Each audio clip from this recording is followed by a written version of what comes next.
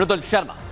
आज आपको बताएंगे संभल में जामा मस्जिद के ठीक कुछ मीटर की दूरी पर जैसे ही मंदिर मिला उसके बाद सियासत हो रही है। लेकिन योगी आदित्यनाथ ने आज 48 साल पहले क्या हुआ था उसका जिक्र किया और बताया कि कैसे सजा दी जानी चाहिए। इसके साथ ही आज आपको बताऊंगा कि इस मसले को लेकर समाजवादी पार्टी की क्या तैयारी है, क्योंकि कल उत्तर प्रदेश में कुछ बड़ा होने वाला है। बताऊंगा आपको पूरी एक्सरे रिपोर्ट। इसके साथ ही आपको बताएंगे बंगाल में ममता बनर्जी सरकार में मंत्री भारत में गजवाए हिंद की साजिश कर रहे हैं और खुद मंच से खड़े होकर बोल रहे हैं कि एक दिन ऐसा आएगा जब इस्लाम का राज बुलंद होगा। इसके बाद आपको बताऊंगा बरेली में नाथ कॉरिडोर को लेकर क्यों कट्टरपंथी विरोध कर रहे हैं। लेकिन उससे पहले आज के हेडलाइंस।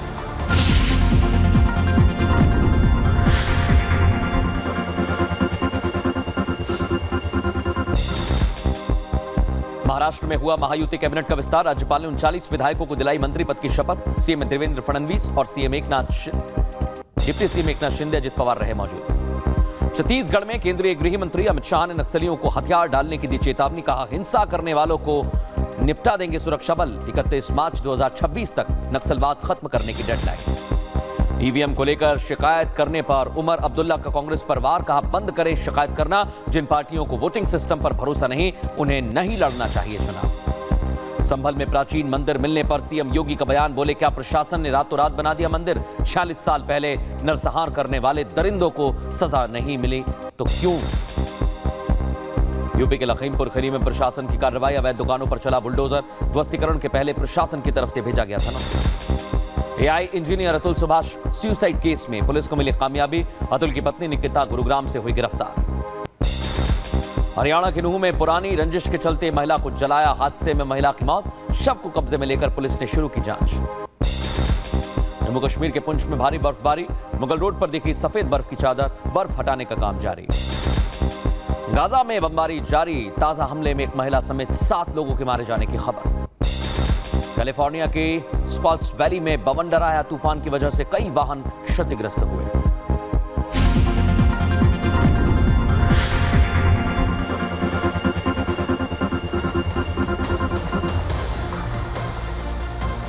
और आज की सबसे बड़ी खबर आपको बता रहा हूं। संभल में मंदिर मिला। मस्जिद को लेकर हिंसा की पुलिस जांच कर रही है और इस बीच विपक्ष संग्राम की तैयारी में। लेकिन जो मंदिर मिला है उसके बाद कल उत्तर प्रदेश में क्या बड़ा होने वाला है आज आपको बताऊं। क्योंकि एक तरफ है भारतीय जनता पार्टी जो सरकार में है और दूसरी तरफ है समाजवादी पार्टी।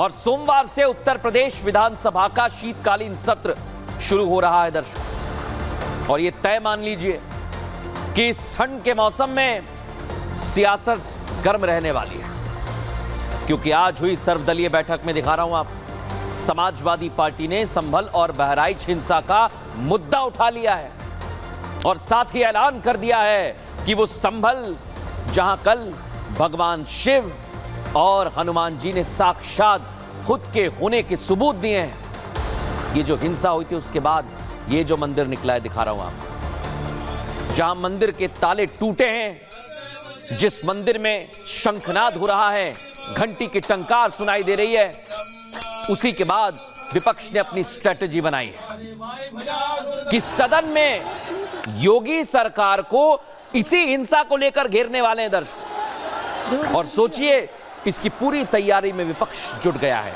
सुनिए जरा क्या कह रही है विपक्षी पार्टी।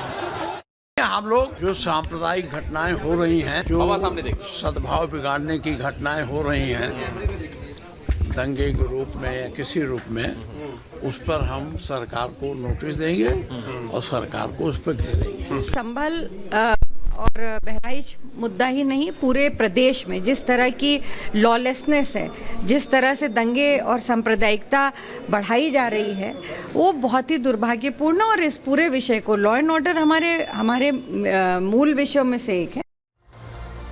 सुना आपने, दंगे की सियासत करने वाले समाजवादी पार्टी के नेता भूल गए हैं दर्शकों, ये एफआईआर है जो संभल में दंगा और हिंसा हुई उसके बाद जो मुद्दा बनाकर मुस्लिम विरोधी सरकार को साबित करने की कोशिश में जुटे हुए हैं, उन्हीं का नाम शामिल है।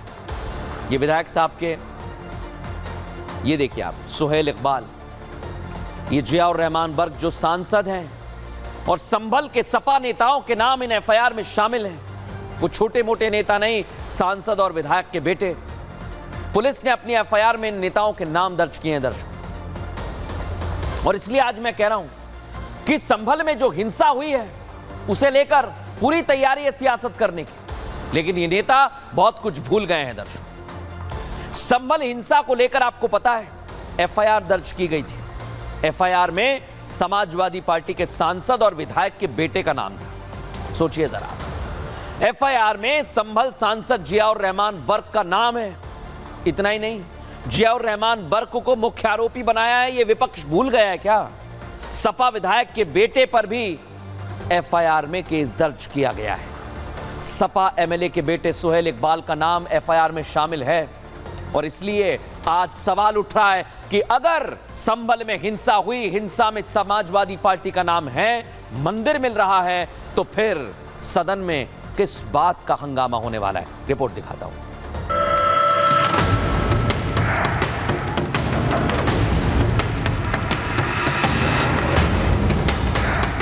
विपक्ष संभल और बहराइच में दंगे वाला नैरेटिव गढ़कर योगी सरकार को घेरने के लिए प्लानिंग में लगे हुए हैं। जनता के मुद्दों की जगह अपनी तुष्टीकरण वाली राजनीति करने के लिए सदन में हिंसा वाला दांव चलने की कोशिश में लगे हुए हैं। हम लोग जो सांप्रदायिक घटनाएं हो रही हैं, जो सद्भाव बिगाड़ने की घटनाएं हो रही हैं दंगे के रूप में या किसी रूप में, उस पर हम सरकार को नोटिस देंगे और सरकार को उस पर घेरेंगे। सदन को घेरने वाला विपक्ष शायद ये भूल गया है कि योगी का राज है, जहां पिछले 7 सालों में दंगों की रिपोर्ट खुद योगी आदित्यनाथ कई बार मंचों से बता चुके हैं कि 2017 से पहले और उसके बाद की हकीकत क्या है। आज प्रदेश में कर्फ्यू नहीं, दंगा नहीं, आज तो उत्तर प्रदेश में समूर चंगा ही चंगा है। और भाइयों बहनों, इसलिए है क्योंकि सरकार की कार्रवाई जीरो टॉलरेंस की है। अब जब विपक्ष ने दंगे वाला मुद्दा उठाया है तो सीएम योगी ने क्लियर कर दिया है कि दंगा फसाद को रोकने की केमिस्ट्री यूपी सरकार अच्छे से जानती है।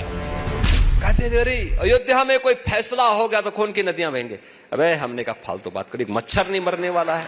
हम लोग हैं और दंगा फसाद कैसे कंट्रोल किया जाता है हम लोग जानते हैं, उसकी केमिस्ट्री को जानते हैं। बाबा ने दंगा कंट्रोल करने वाली स्ट्रैटेजी बताई तो अखिलेश के राजा अवधेश प्रसाद सामने आ गए। कहने लगे कि इस तरह के बयान से सांप्रदायिकता बढ़ती है। गेहूं की बुआई करीब करीब समाप्त हो रही है, लेकिन पूरे उत्तर प्रदेश में गेहूं के खेत की बुआई के लिए जो डीएपी खाद होती है किसानों को नहीं मिली। इसकी तरफ माननीय योगी जी को ध्यान लगाना चाहिए।